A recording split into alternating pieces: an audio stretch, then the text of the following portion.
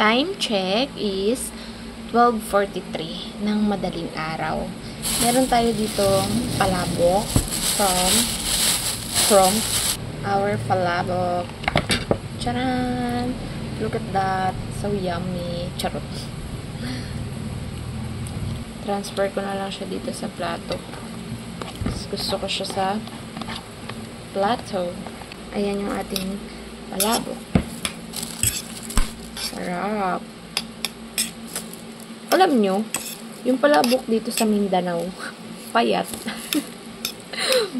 Payat yung palabok dito. Yung palabok kasi sa Manila, yung mataba. Mataba yung pansit niya. Yun, the best yun. Sarap nun. Dito sa Mindanao, wala pa akong nakain dito sa Mindanao na matabang palabok. Maano talaga, payat talaga yung palabok dito eh.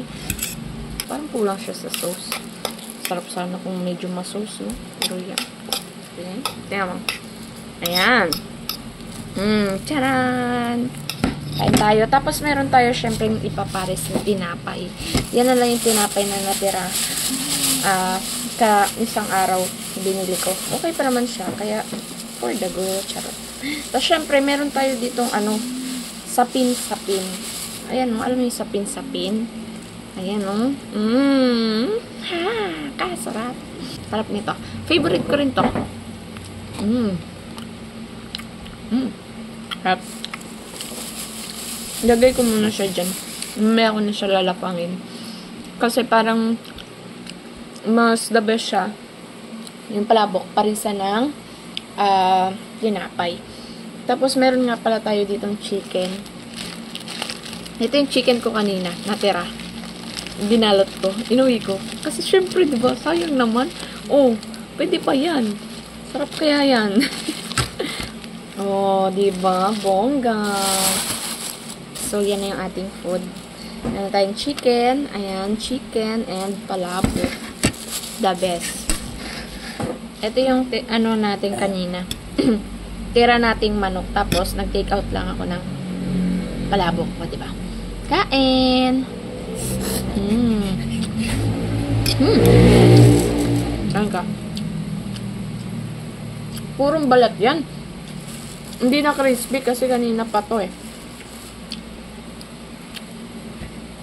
Wala na ring sauce. Ubus na. Sarap.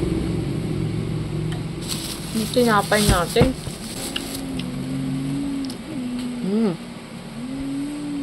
Tubig na lang yung ating panulak.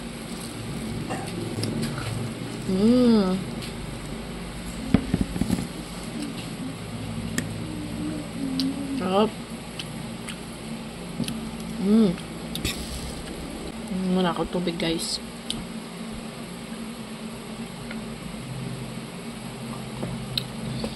Sarap.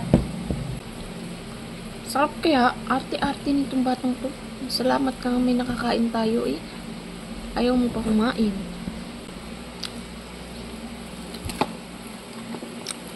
Parang masarap sausawan yung manok ng mayonnaise, no? Sarap kaya lagyan to mayonnaise. Kuha ko mayonnaise. Wait lang. Try ko siya lagyan ng mayonnaise. Iniwa ko yung mayonnaise. Ginunting ko siya sa gitna kasi para wala lang. Para hindi messy. Ayan. Dami. Tapos, syempre, ikalat ko para, di ba? Charot.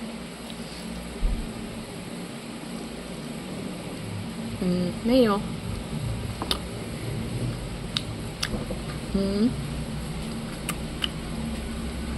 Okay lang. Masarap na rin.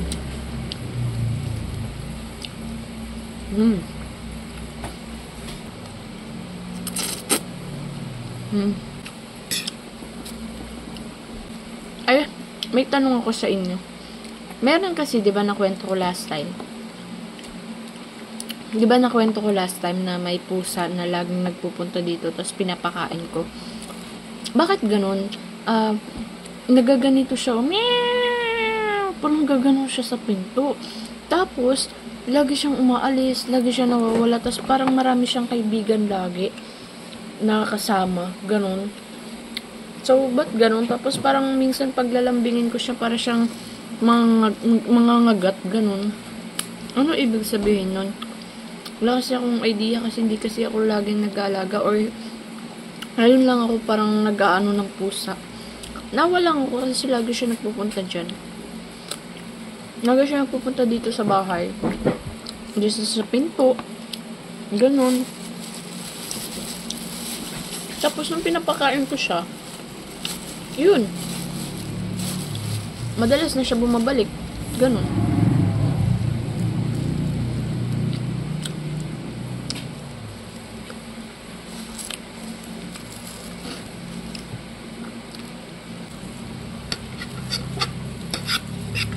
Parang ang hirap kung umawak ng tinidor, no?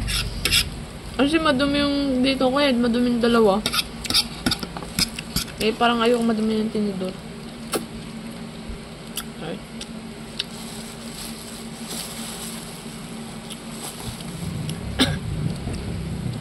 Double purpose pala tong mayonnaise natin, ha? May tinapay tayo, so sawan.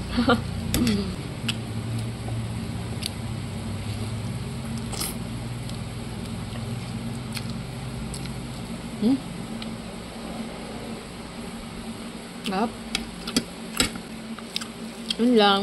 Bye-bye.